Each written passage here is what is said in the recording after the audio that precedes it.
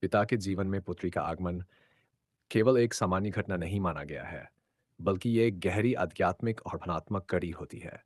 गरुड़ पुराण के अनुसार पुत्री केवल इस जन्म का संबंध नहीं होती, बल्कि उसका जुड़ाव पूर्व जन्मों से भी होता है। कहा जाता है, जब कोई आत्मा किसी रिश्ते का ईंधन चुकाने या अधूरे प्रेम को पूरा करने के लिए जन्म लेती है, तो वह पुत्री बनकर पिता के जीवन में आती है। पुत्री को लक्ष्मी का रूप माना गया है, लेकिन वह सिर्फ समृद्धि ही नहीं लाती, वह घर में स्नेह, करुणा और संतुलन लेकर आती है। कई बार वह वही आत्मा होती है जो पिछले जन्म में कभी माता, कभी बहन या किसी अधूरे रिश्ते के रूप में जुड़ी होती है। जब एक पुत्री जन्म लेती है, तो वह अपने साथ एक विशेष ऊर्जा लेकर आती है। वह पिता के जीवन में कोमलता और संवेदनशीलता भर देती है। एक कठोर व्यक्ति भी अपनी बेटी के सामने भावुक और सहज हो जाता है। ये केवल भावनात्मक बदलाव नहीं, बल्कि आत्मा का गहरा जुड़ाव होता है।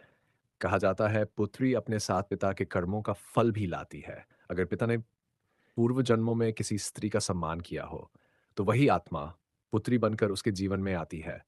पुत्री का प्रेम निस्वार्थ होता है, उसकी हंसी, उसकी मासूमियत पिता के जीवन को एक नया रंग दे देती है। जब वह छोटी होती है, तो पिता की उँगली पकड़कर चलती है, और जब बड़ी होती है, तो पिता के दिल के और करीब हो जाती है।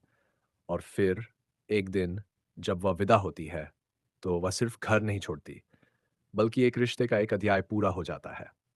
पिता और पुत्री का रिश्ता शब्दों से नहीं, दिल से समझा जाता है। जिस घर में पुत्री होती है, वह घर केवल घर नहीं रहता, वह एक भावनाओं का संसार बन जाता है। अंततः पुत्री का जन्म एक दिव्य संयोग है।